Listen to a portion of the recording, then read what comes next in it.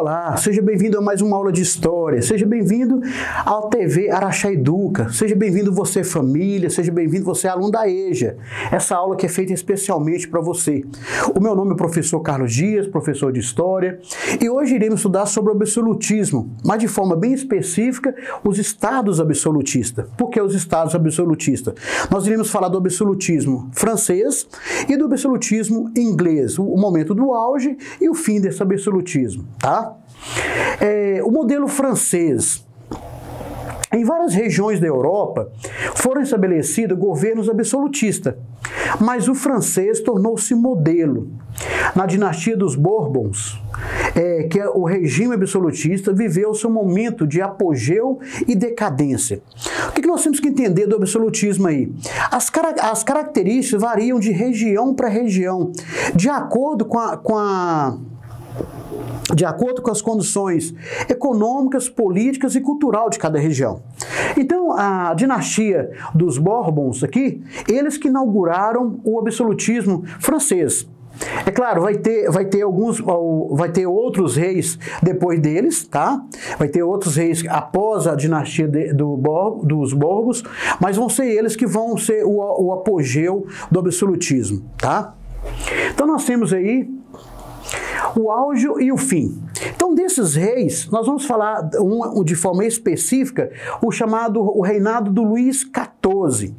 A França viveu o seu auge do absolutismo. Para vocês lembrar, né, sobre o Luís XIV, o Luís XIV é aquele rei que afirmou assim, o Estado sou eu. Ele é identificado ele fala como Rei Sol. Ele fala, por que ele definia como Rei Sol? Ele entrava na vida dos seus súditos sem pedir licença, tá? Então, por isso que ele falava, o Estado sou eu. Então, o absolutismo, o Luís XIV na França, ele viveu o auge do absolutismo. O que ele fez?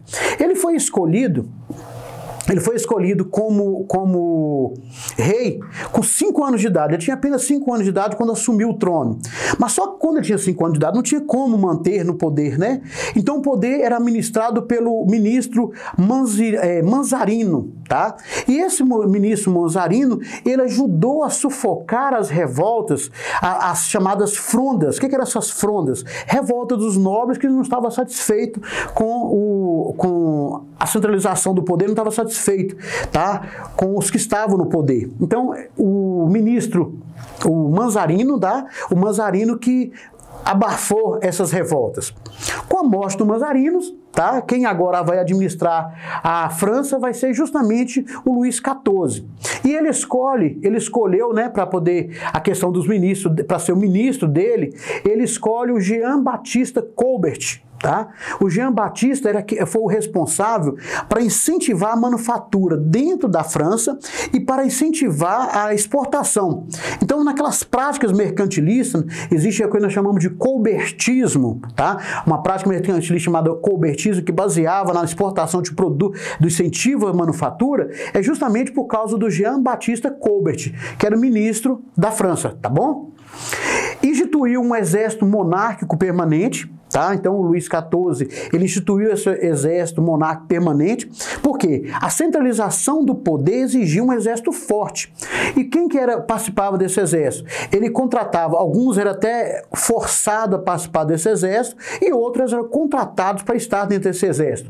Então o exército é aquele que garantia o poder e a força do Luís XIV, tá? Garantia a força, né, no termo de luta, de guerra. Tá? Ele reforçou as tradições do poder sagrado dos reis. Ele, inspirado, né, no filósofo Bossuet, tá? A palavra, eu creio que é isso, Bossuet, que fala o nome dele, é um francês, e ele reforçou essa tradição do poder sagrado do rei, tá? O poder do rei é um poder emanado de Deus, tá? Segundo esse pensamento, tá bom? Então nós temos aqui o Palácio de Versalhes. Esse prédio, essa construção, enorme. Eu até li algumas informações sobre ela. Só lareiras, aquelas lareiras, né, que é colocado para aquecer, tinha mais de 1000. Janelas, tem mais de 2000 janelas. 700 quartos. Então é um palácio gigante. Isso aqui é justamente o esplendor, né? Mostrava o poder do Luís XIV, o poder dos reis franceses, o absolutismo do rei francês. Por que eu estou dizendo dessa forma? Porque mistura o poder do rei com o poder do Estado, né? Misturou esses poderes aí. Tá? O governo do Luís XIV foi marcado por altas taxas, tá? Altas despesas com a corte e conflitos internacionais. Então, com a corte, despesa com a corte, olha para vocês ver o Palácio Versalhes para manter. Conflitos internacionais, guerras, né? Como a Guerra de 7 anos que eles participaram. Então, as dificuldades ficou com Luís XVI, aquela já não é mais não, voltando aqui, né? Aqui, no caso, nós falamos do Luís XIV, aqui estamos no Luís XV, eu falei Luís XIV, não, Luís XV. O Luís XV, ele é o neto do Luís XIV, tá? Então, o Luís XV, só corrigindo aí, pessoal, vocês me desculpem, o Luís XV, o governo dele foi marcado com altas despesas, tá? Com a corte e conflitos internacionais. Depois do Luís XV, vai ver o Luís XVI, tá? É o fim do absolutismo na França. As dificuldades intensificou com Luís XVI. E o que vai ser o fim do absolutismo na França? Justamente a Revolução Francesa de 1789. Então nós tivemos aí o auge, né, do absolutismo francês e o fim com a Revolução Francesa, em que o rei é tirado do trono, tá bom? Agora nós vamos ver o absolutismo inglês, lá na Inglaterra, de que forma é que aconteceu. Primeiro nós temos que lembrar que com João I, em 1215, foi assinada uma Carta Magna. Essa Carta Magna limitava o poder desse rei, tá bom? Do João I, isso na Inglaterra. Mas só que aconteceu na Inglaterra a chamada Guerra das Duas Rosas, duas famílias que disputavam o trono. Conduziu a nobreza para a cisão e esgotamento. Então, olha para vocês verem, eles já tinham controlado o poder do rei, o rei já não estava, era controlado pelo parlamento, tá? Mas só que com essa Guerra das Duas Rosas, o que fez lá na Inglaterra? A nobreza, a cisão e esgotamento. Isso abriu espaço para quê? Para o absolutismo, a efetivação do absolutismo na Inglaterra. Por quê? Quem vai assumir o poder é o que nós chamamos a ascensão do Henrique VII. Tá? Ele inaugurou a dinastia Tudor, isso em 1485. E quem é esse Henrique VII? O Henrique VII, né? E no caso aqui, o sucessor dele vai ser o Henrique VIII, tá?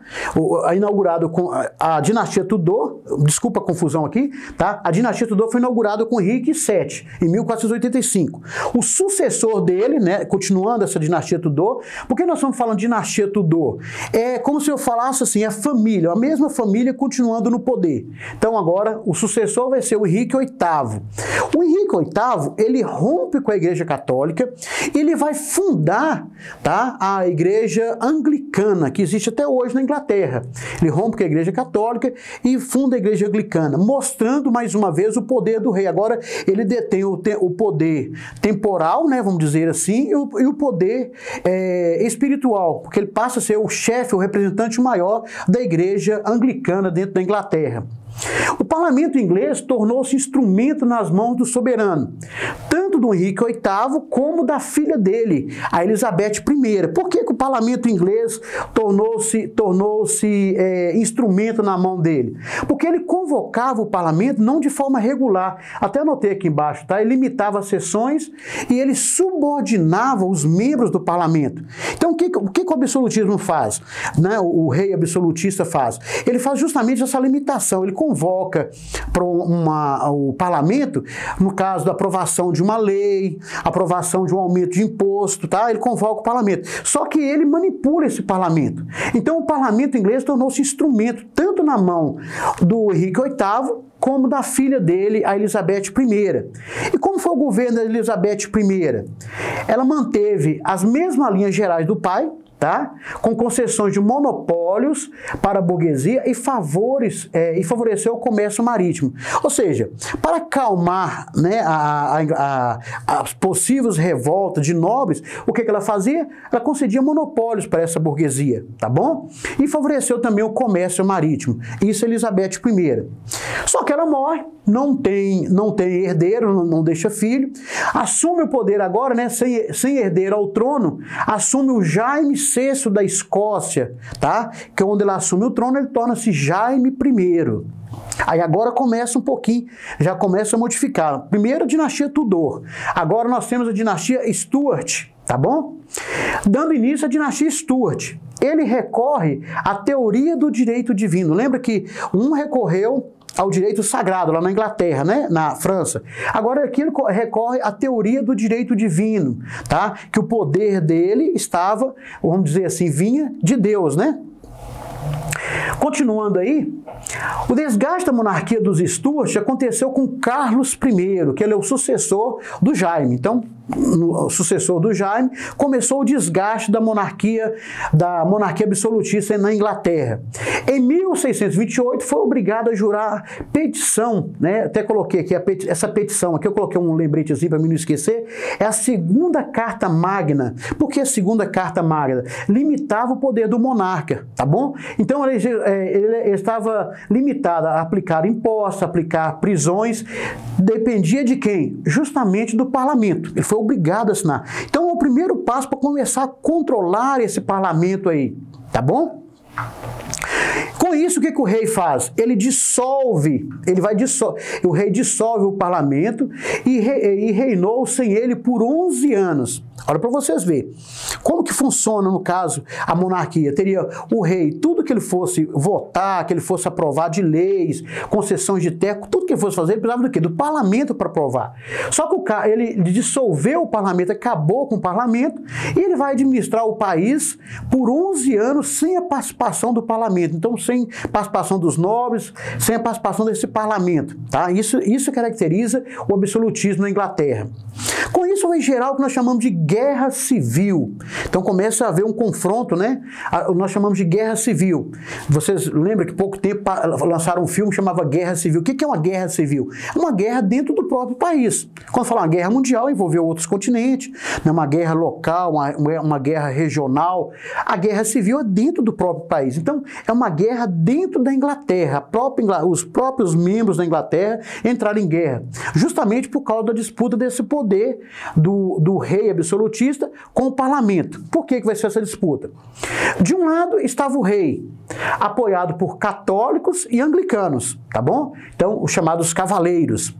Do outro lado estava a Câmara dos Comuns, apoiado pelos puritanos, os chamados cabeças redondas. O nome não está enganado, não está escrito errado, não. É justamente isso, é porque ele não usava aquelas coisas, aqueles cabelos longos, então era chamado de cabeças redondas, tá bom? Então houve essa disputa. De um lado, o exército lutava do lado do rei, do outro lado, os comuns, né?